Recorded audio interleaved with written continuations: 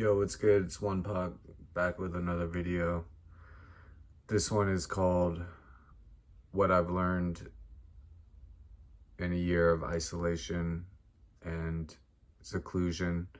So when I moved to Idaho in 2020, shortly after that, August of 2020, I moved to Idaho. So I was single. I met a girl. We were in a relationship for up until a year ago, like a year plus ago. And we lived together and all that shit. And the relationship moved really quick. And, you know, they say that like when you meet someone and the relationship moves really fast, it ends just as quickly. And from my experience, that's true, not just with this relationship, but with all the other relationships too that I've had in the past. I've never had a relationship stick long term, not even with my children, which is why this video is a year of what I've learned in a year of isolation and seclusion.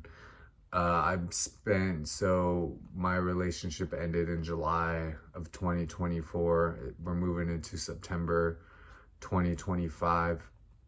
When that relationship ended, I was completely alone. I'm in Idaho. I don't have any family here. All my family's back home in California. I don't go out and kick it. I'm 42 years old, so I'm to the point in my life where the friends that I do have are back home. I'm not really at this stage in my life, and if you're older, you might be able to relate, but I don't go out to make friends. I'm not really looking to go out and start friendships, and I don't know, that's been reinforced since my isolation, but I just isolated myself. I wasn't feeling anybody. I wasn't feeling anything. I wasn't feeling myself. So when the isolation started and I was alone, I got really sad, you know what I mean? Heartbroken, really going through a lot of negative emotions, a lot of resentment came up from my past and from the current relationship that ended. So I was really upset. I was really frustrated.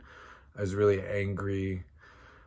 I was really sad. I was really depressed, and and I had no one to fall back on but myself. So I started, you know, I had to pick myself up from that and move forward. And I decided to myself that I wasn't going to let this defeat me or beat me down and make me backslide and regress into like old toxic behaviors that had gotten me into the situation that I found myself in. So the isolation taught me to depend on myself. I've always depended on myself, but I learned how to rely on myself. I learned how to take these negative emotions that I was feeling, and I was sober, so I never relapsed. I never uncorked the bottle and turned back to drinking. I never started self-medicating in any way. I looked at my old habits and really was just like I was just disgusted by myself. And the isolation, when you're in isolation, it forces you don't really have a choice. I mean, you have a choice in everything, but it really limits your choices. And it forced me to look in the mirror at myself, and what I saw was like just a weak ass person. I was fucking lame as fuck, and I was fat. I was overweight. I was super unhealthy. I wasn't fit in any way. And I don't blame like the relationship, but I find that I feel like when you're in a relationship, if it's not healthy relationship, you tend to lose yourself. Like I just threw myself into this relationship and totally forgot about my hopes and my dreams and my own self-image and self-worth. And everything was based on this relationship that I was in with this person. And yeah, I just lost everything. I ended up trying to make that my everything, and at the expense of myself. And as a result, it just ended up costing me everything. I ended up losing everything by trying to just hold on to everything but myself. So when I found myself isolated from the world, I looked at what I had become and I was like, wow, you're a piece of shit. You know what I mean? Like, look at you. It's fucking pathetic. I was pathetic. And then I was like, yeah, well, I guess I really can't blame her for leaving, because look at what a fucking pathetic piece of shit I had become. So that was my catalyst to change.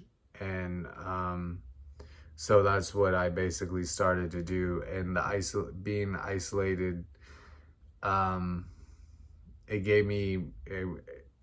just basically used it as an opportunity to take my life back. I was pushing 230 pounds. And now I'm down to like 170 pounds. I started working out. I started really appreciating what I had. I started working on myself, my fitness goals. I started working on my goals, because the isolation made me look at myself, and the fact that nobody wanted to be around me. The people that I loved and care about basically had rejected me. And like I said, I couldn't blame them for doing it, because I wasn't good. I was bad.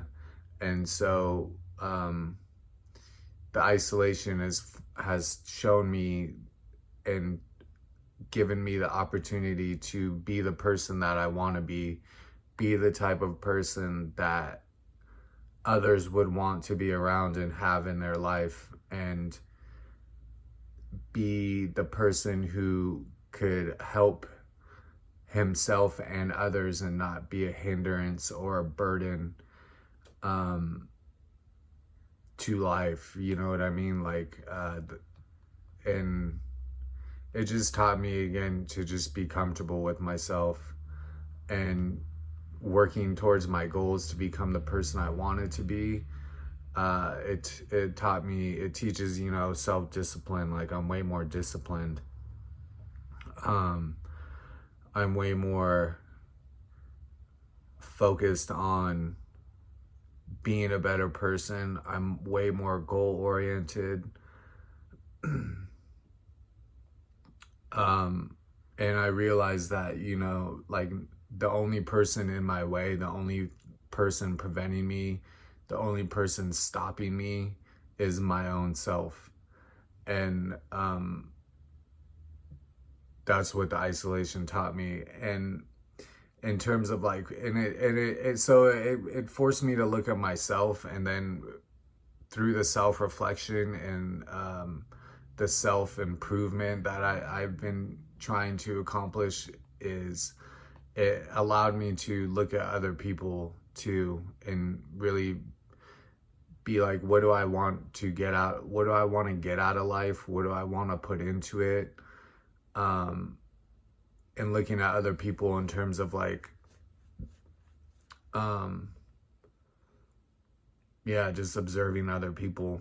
And what it showed me is that, most people, And you know, I'm not like, I'm gonna preface what I'm about to say by saying like I'm not selfish. I'm very selfless. Like you have to make yourself how you want to be made, and make yourself a certain way, and make yourself to where you are actually a blessing to others, before you can have that same expectation from others. So when I look at other people, I'm like, damn, most people are hella selfish. Most people are fucking ignorant. Most people are caught up in the fucking matrix. Most people are spiritually, um, most people are spiritually dead or deaf or blind. Most people operate through like the NPC. 95% of what they do is just habits, and based off of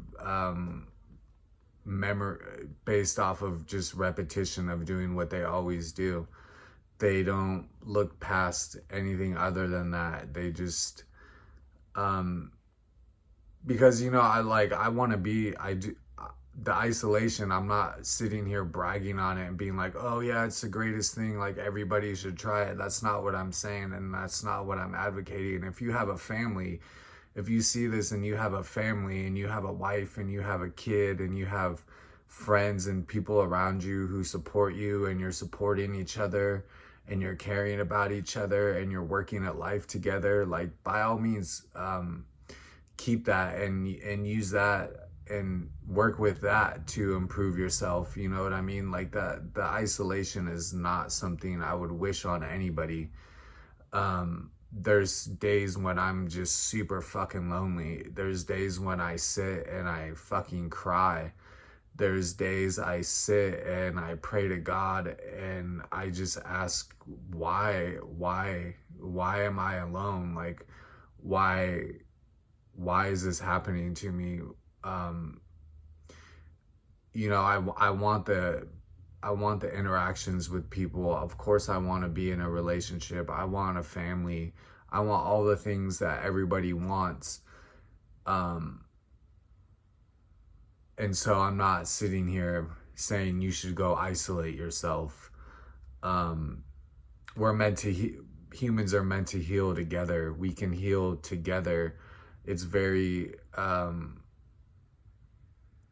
like toxic, and to be like, oh, you need to heal before you can be with somebody. That's very divisive. We're not like, that's some divide and conquer shit. That's like some shit that they say to keep us separate and disconnected from one another. I do seek the connection in my life. The isolation has shown me that we need each other, and I suffer from loneliness, and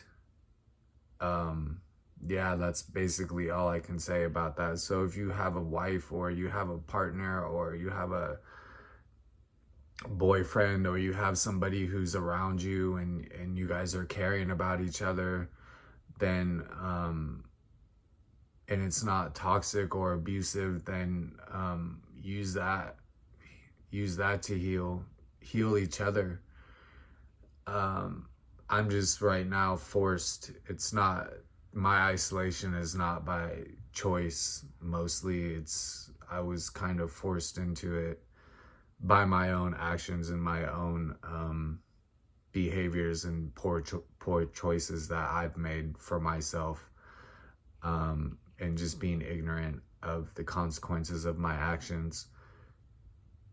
So I'm not advocating any isolation in any way, but anyways, so it taught me about other people too, and lets me look at people, and it's like, damn dude, like 90% of the people I wouldn't fuck with, you know what I mean? Like my isolation made me very hesitant to put myself out there when you know, it won't be appreciated. It won't be reciprocated. People are caught up in their own shit, and people are very selfish. And it's like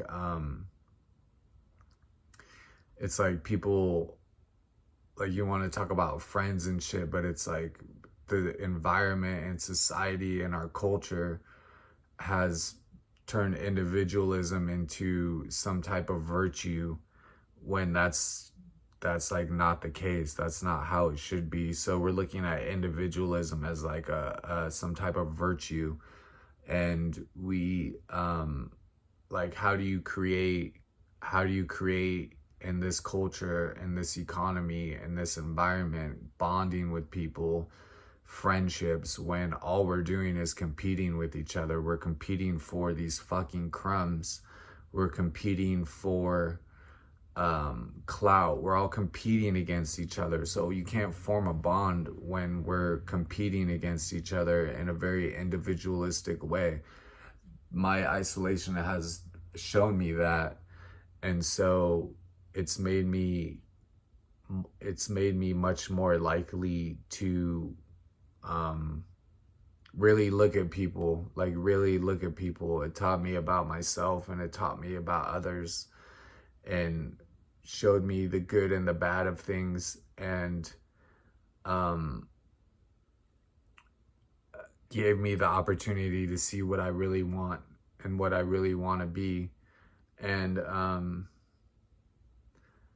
yeah, it's been hard. It's been hard. If you're in isolation, you know what I'm saying? Like, if you feel isolated or lonely, like, I feel you 100%. And it's super tough, dude. It's not easy. And yeah, like, I feel you, dude. I feel you for sure. It's nothing I would wish on anybody. But in my isolation and my seclusion, and this journey that I've been taking with myself, it's gotten me closer to God. Like, I started my I started practicing more spirituality. I quit neglecting the spiritual aspect of life that is common to all of us. And I've been trying to move out of that 95% habit and really just be conscious of everything I'm doing, being present in the moment. And it's allowed me to do that. And I'm not saying I couldn't have done this in a relationship or with people around me, or being there to support others, or having people support me. I feel like if I had some support, I'd be better off, and there would be way more success in my life and the people who I care about. But it doesn't look like that for me. So yeah, I just wanted to make this to share about being isolated. I go to work, and I have my interactions with others happen at work, and you know, I appreciate that for what it is. But other than that, yeah, very isolated. And even with these YouTube videos, it's like, yo, I make these YouTube videos, and it's like, fuck, dude, even on like YouTube, where there's like billions of people, I still get like, you know what I'm saying? I'm still just this thing unto myself. And you know, so it's like, yeah, no, if you feel alone and isolated, dude, I feel you. Reach out to people. I just don't really have anybody. And if you have people around you that love and support, and that you love and support, like, keep that shit together, because you're gonna God forbid it gets to a point where you find that you have nothing, and those things fall apart, and those relationships fall apart, and then you find yourself completely alone. Like, don't ever let it get to that. Like, value those around you, support those around you, be a blessing to those around you, help those around you, care about those people who are around you, and nurture those relationships in positive ways.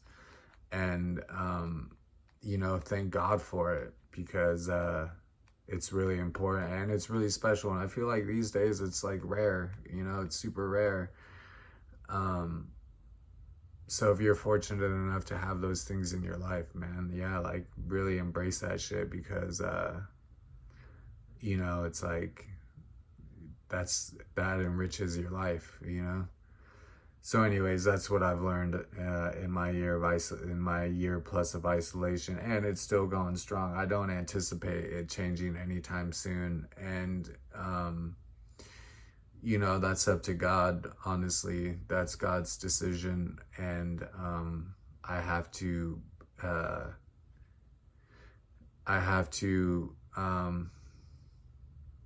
bear it and be patient, and